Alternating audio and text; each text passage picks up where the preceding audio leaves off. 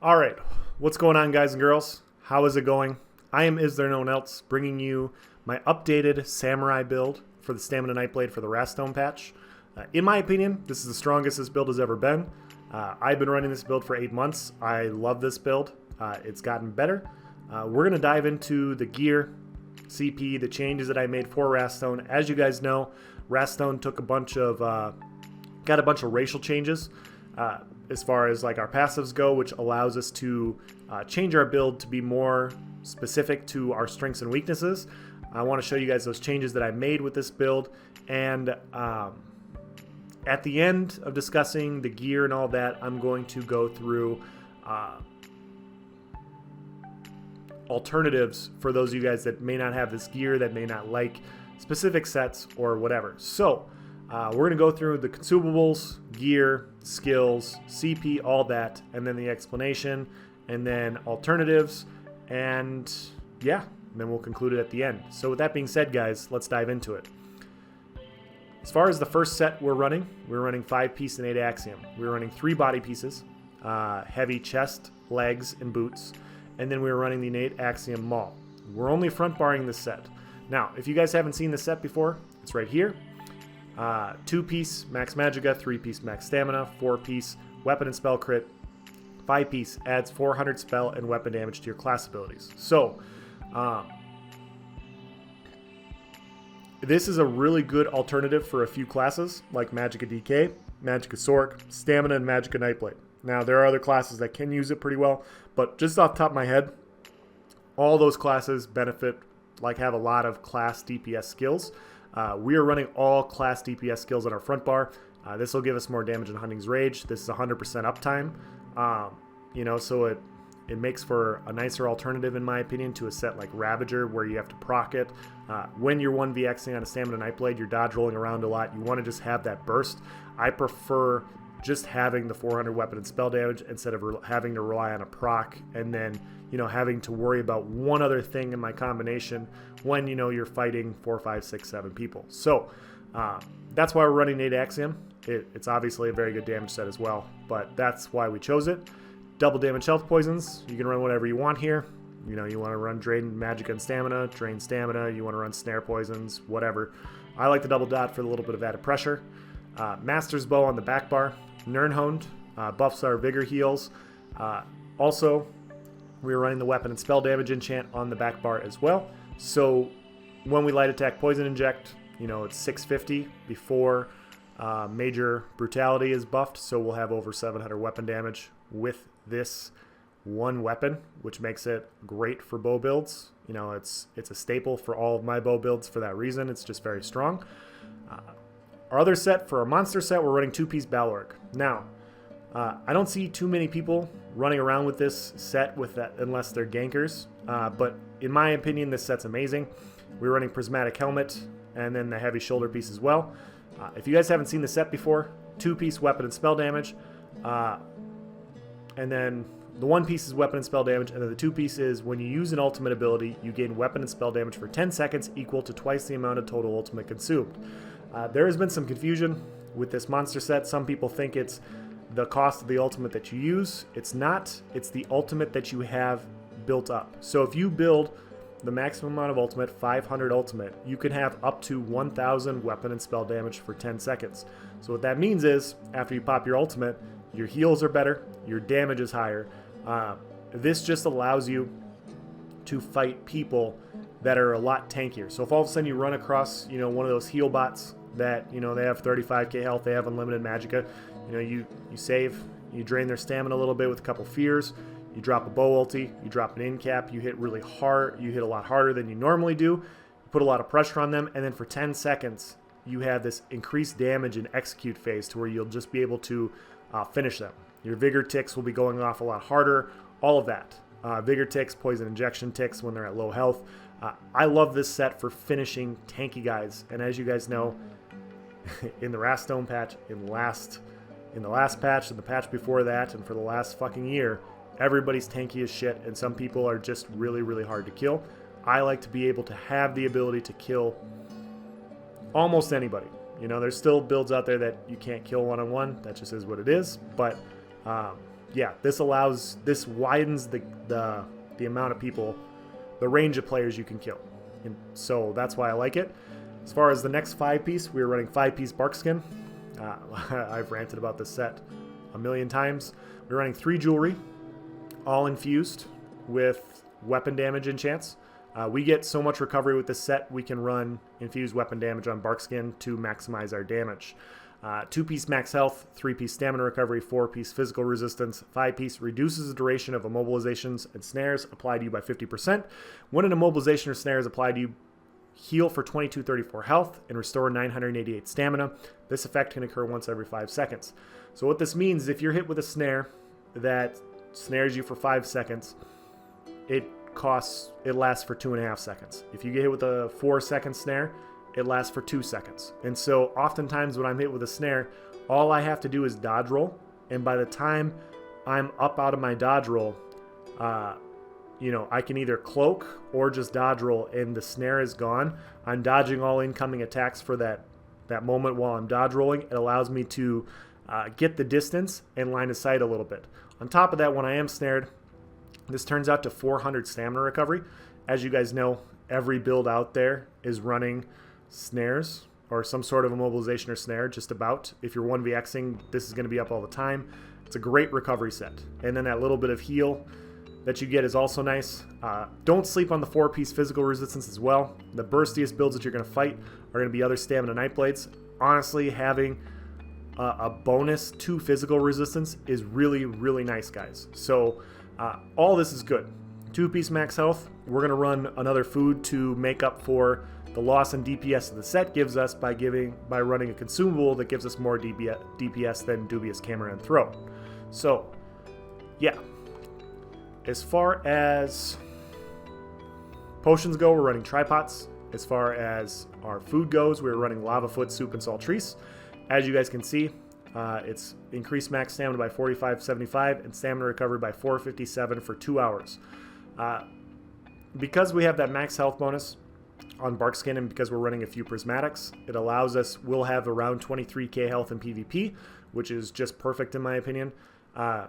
You can obviously run Dubious Camera and Throne, but as you guys can see, 3200 max stamina versus 4575. We get 1300 stamina off of running that food, or that drink, and then also 319 stamina recovery here versus 457 stamina recovery for here. So if your health is where you want it to be, you can maximize your damage and sustain by running Lava Foot, Soup, and Saltrice, which is what we're doing here. Allows us to stack a little bit more damage because we get a little bit more sustain. As far as our Mundus Stone goes, we're running the Warrior. We are not a vampire. We do not want to get melted by nasty dots. Our character sheet, unbuffed. On our back bar, 13,000 Magicka, 16k health. Like I said, in PvP, it's 23k. Maximum stamina is 3,100. 1,800 recovery with a pot. We jump over 2,000. 2088. Keep in mind, guys, on top of that, you also have the Barkskin bonus, which is another 300 to 400 stamina recovery. We also are running siphoning attacks, so we have very high sustain with this build. As far as our front bar goes, when we buff up with Rally, 3301 weapon damage. Keep in mind, Innate Axiom is not showing up on here, so that's roughly, another, 500 weapon damage roughly, so we're at 3,800 there, and then we have 78 or 700-ish weapon damage on the back bar. So we have 4,600 weapon damage buffed just with Rally, and our light attack poison injection. Also, as you guys know, with our in-cap, if we were to fully buff in-cap, we would be around 6,000 weapon damage. I think it's just underneath 6,000. But, in general, we're going to be operating in the 5k, 52, 5,300 range. So 3k max stamina, 5k to 5,500 weapon damage, in all actuality. Our resistances, since we're in 5 heavy, pretty good. 21k spell, 24k physical. Not maxed resistances, but keep in mind we're a Stamina Nightblade. We have high recovery. We're going to be roll dodging quite a bit. We also are running Shadow Image. So Shadow Image allows us to avoid incoming attacks as well. We're very tough to kill on this build if we play correctly. 3,000 critical resistance. As As far as our skills go, on our back bar, we're running Temporal Guard. Now, you could run Bow Ulti here. I go back and forth between Bow Ulti and Temporal Guard. For open world 1vx situations, I like Temporal Guard more because it's the reduced damage, and this is just the get out of jail free card. You know, sometimes you're focused, you make a mistake, you have your ultimate built up, you get to use this, it takes you back to where you were 4 seconds ago with your resources where they were 4 seconds before. You got to reset the fight. As a Nightblade, you can cloak, you can, you know, get your stuff back before you get back into the fight if you need to. Vigor, Poison Injection, Shadowy Disguise, Shadow Image, Leeching Strikes. Now, Shadow Image is currently bugged where it doesn't work on multiple levels, but on flat ground it's still very good. It also works very well around corners. I always like to, before I go into a fight, to have this down, even fighting one person, because it also gives minor maim on whoever it hits. So 15% damage reduction, plus the 8% on the back bar we get from Temporal Guard. Whoever this is hitting, we have 23% damage reduction on our back bar. Leeching Strikes, as I said, like you can run Relentless here. Relentless is also a good option, a little bit more burst. I like Leeching Strikes specifically for fighting like tanky Magplars, tanky Magicka, DKs, stuff like that, where like they're going to snare you and they're going to put you in place, and you're not going to be able to dodge roll and kite a whole lot. So I like the added healing. I like the added recovery. So then all of a sudden you can stand toe-to-toe with those dot builds that are, you know, designed to stand toe-to-toe. And so with anybody. And so that's the nice bonus of this specific build is, you know, you don't have to rely on dodging all attacks. You can stand and fight with some people, with one-on-one, just about anybody. As far as our front bar, Killer's Blade, Ambush, Rally, Mass Hysteria, Surprise Attack, and Incapacitating Strike. All class abilities. Now, you could run Executioner here, but it's not going to get buffed by Innate Axiom. Killer's Blade takes a little bit to get used to because it starts scaling at 25% health instead of 50% like Executioner or the other morph does. So, but once you get used to it, it's nice. On top of that, it also gives you a small heal. It heals you for 22% of your max health if the enemy dies within 2 seconds of being struck. It's also a nice little thing when you're fighting a bunch of people. You go in for that in-cap execute. It gives you a heal in a spot that, you know, you weren't really expecting to get a heal. Yeah, so that's the build, guys. As far as the adjustments made, like I said, we changed our Mundus Stone. We went from a recovery Mundus Stone to a weapon damage Mundus Stone. And the reason that is because racial passives took a change. And on this build, I'm a Wood Elf. In my opinion, I think Wood Elf is best in slot for bow builds for a variety of reasons. If you didn't go Wood Elf, like you don't like them because they're short and they got pointy ears and all that shit, that's fine. I think Orc is a solid option. I think Imperial is also a solid option. I would not run Redguard. You could run Khajiit. Khajiit would also be an amazing option. Those would be my top 4. Dark Elf's up there, but why go Dark Elf when you can go Orc, you know? And like I said, if you don't like Orc because they have pointy teeth, then yeah, go Dark Elf, whatever, you know. Lose your fucking mind. I don't care. Increase your stealth detection by 3 meters is one of the passives. Increase your movement speed by 10% and your physical and spell penetration by 1,500 for 6 seconds after you use roll dodge. This passive itself is why Wood Elf is so good for bow builds, because when you dodge roll, you gain the major expedition, you gain the 25% movement speed, which stacks with this 10%. And so, because of this passive, when I'm dodging incoming attacks or when I'm dodging a group of people, I'm a little bit faster out of my dodge roll. And so what's really nice about that is I don't have to run the recovery that I ran last patch. Because I dodge roll and I get this distance to where people can't gap close on me immediately, I can run less recovery, but I can also then stack more damage. So now I'm hitting harder this patch. I'm also a lot harder to kill because I'm just naturally faster with this. This 1500 physical pen when you roll dodge is really nice for Stamina Nightblades because you get it at the start of your roll dodge. And so if you know how to animation cancel, it will be a very good passive for you. Even if you don't know how to animation cancel surprise attack with a dodge roll, that's fine. The dodge roll just with the bow passives in and of itself make this best in slot, in my opinion. Y'ffre's Endurance.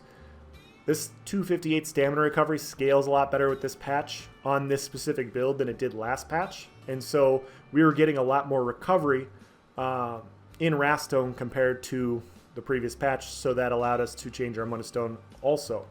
And then 2,000 max stamina and then immune to the poison status effect, which is also nice. So like I said, you know, just about any race would work. I think Wood Elf is the best for this. For the reasons that I stated below. As far as alternatives, if you guys don't have the Master's Bow and you automatically feel like you can't run this build because of that reason, what I would say is you can run Barkskin weapons. So it would take a little bit more farming, but if you go out and you get a Barkskin Maul or an axe or a sword, whatever you want to run, with a Barkskin Bow, you want Barkskin on both bars because it has to be on both bars. Hypothetically, let's explain a situation for why it needs to be on both. If you got hit with a 10-second snare, Barkskin cuts it to 5 seconds. Now, if you front barred Barkskin, as an example, what it does is it doesn't cut it in half. It cuts it by 50% by whatever the duration is. So if you're on a bar that doesn't have Barkskin and you get hit with a 10-second snare and you just sit on that bar for 5 seconds and then you weapon swap to Barkskin, you'll have 5 seconds left on the snare. Barkskin will cut it to 2.5.